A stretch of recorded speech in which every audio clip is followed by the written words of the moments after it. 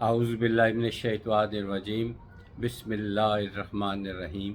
تمام دیکھنے اور سننے والوں کو میری طرف سے بعد السلام علیکم ورحمۃ اللہ وبرکاتہ۔ امید ہے کہ آپ سب لوگ اللہ تعالیٰ کے فضل و کرم کے ساتھ خیریت سے ہوں گے۔ اللہ تعالیٰ آپ کو اپنی حفظ و امان میں رکھے، صحت اور ایمان والی زندگی عطا فرمائے۔ کبھی کبھی ٹاپک سے ہٹ کے بھی بات کرنے کو دل کرتا ہے، اور وہ ضروری ہوتا ہے تو کرتا ہوں، ورنہ نہیں کرتا۔ میری مجال تو نہیں کہ میں حکومت پاکستان کو یا مقتدر حلقوں کو کوئی تجویز دے سکوں، لیکن میں نے یہ دعویٰ تو نہیں کرتا کہ میں نے ساری دنیا گھومی ہے، لیکن یورپ، امریکہ، کچھ کنٹریز دیکھے ہیں، اور ابھی پھر پروگرام بن رہا ہے، لیکن آپ سے رابطہ بہرحال جڑا رہے گا انشاءاللہ تعالی۔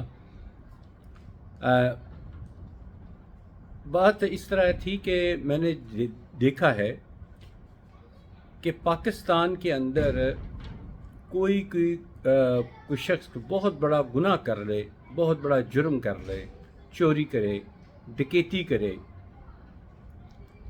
قتل جیسا گناہ یا کسی قسم کی بھی قانون شکنی کرے، تو اس کے لیے گواہ کی ضرورت ہوتی ہے۔ جی گواہ لے کر آئیں۔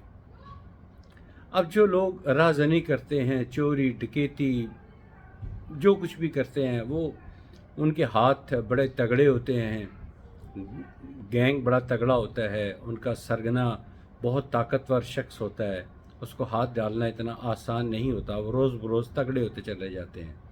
اب قانون شہادت یہ کہتا ہے کہ اگر کوئی میں قتل کی مثال دیتا ہوں، وہ قتل کرتا ہے تو اس کے لیے کہتے ہیں جی قتل کی گواہی لے کر آئیں، آلہ قتل کو لے کر آئیں، اور جب تک اس کی پوسٹ مارٹم رپورٹ نہ آئے گی تفتیش آگے نہیں بڑھے گی۔ یہ تین چیزیں انتہائی ضروری ہیں۔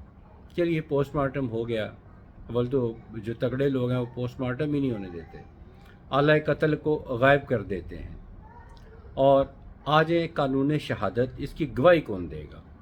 اب جب اول تو گواہی ایف آئی آر میں کوئی شخص کہتا ہے میرا نام ایف آئی آر میں نہ دینا، اگر کوئی دے دیتا ہے تو ظاہر معزز عدلیہ نے اس کو گواہی کے لیے بلانا ہے، تو وہ جو دوسری سائڈ کے لوگ ہوتے ہیں قاتل، وہ نہیں گواہ کو آنے نہیں دیتے، اس کو دبایا جاتا ہے کہ خبردار جو تم ہمارے خلاف گواہی دی تمہیں قتل کر دیا جائے گا۔ اب معزز عدالت جو ہے وہ بے بس ہے، وہ گواہ کے بغیر کیسے چلے گی، ثبوت کے بغیر کیسے چلے گی؟ اب قانون تو یہی کہتا ہے کہ وہ شہادت ہو۔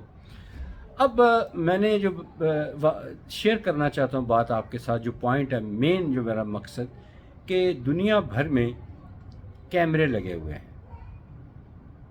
اور وہ اس کیمروں کو مختلف ٹیمیں مانیٹر کر رہی ہیں، اور وہ فوٹیج جو ہوتی ہے وہ فوٹیج کی بنیاد پہ سزا دیتے ہیں یا معاف کرتے ہیں، یا سزا دیں گے یا معاف کریں گے، وہ اس فوٹیج کو اتنی اہمیت دیتے ہیں۔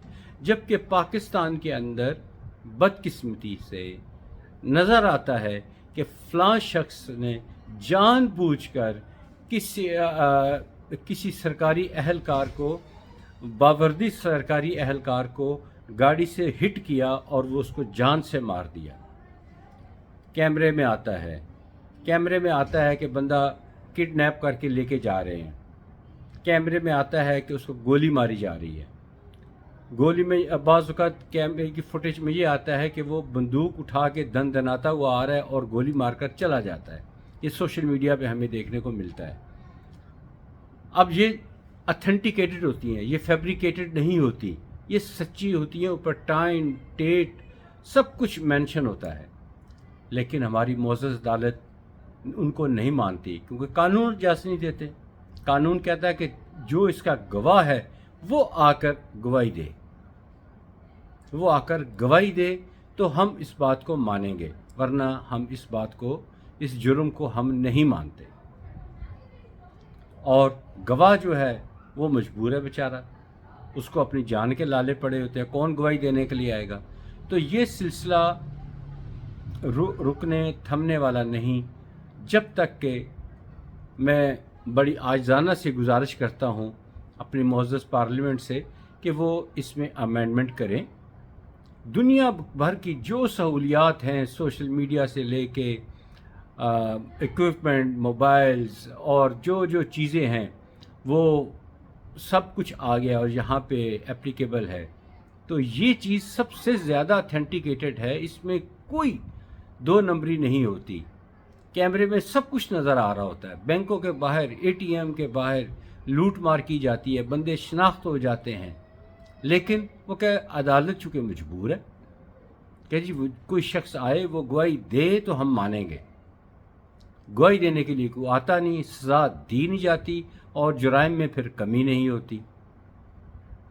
تو میری مقتدر حلقوں، خاص طور پر پارلیمنٹ تک اگر یہ میری آواز پہنچتی ہے تو میری گزارش ہے کہ پلیز خدا را یہ جو سی سی فوٹیج ہے ان کو اہمیت دی جائے، ان کو کنسیڈر کیا جائے، ان کی بنیاد پر فیصلے کیے جائیں۔ آڈیو لیکس اور ویڈیو لیکس پہ تو بڑا کچھ ہوتا ہے، معاف کیجیے گا، لیکن جب اتنے بڑے جرم ہو رہے ہیں اور وہ سامنے نظر آ رہے ہیں، جرم کرنے والا بھی نظر آ رہا ہے اور مظلوم، ظالم اور مظلوم دونوں نظر آ رہے ہیں، لیکن کیا فائدہ؟ میں تو کہوں گا اتار کے پھینکیں۔ یہ جو، معاف کیجیے گا میں تھوڑا سا ہارش ہو رہا ہوں، لیکن میں تو کہوں گا کہ اگر یہ سی سی فوٹیج کیمروں سے عدالت کو کوئی سپورٹ نہیں ہے، کوئی عوام کو فائدہ نہیں ہے، جرائم میں اگر کمی نہیں ہوتی تو اٹھا کر ان کو باہر پھینکے، کیا فائدہ یہ گھروں کے اندر لگانے کا؟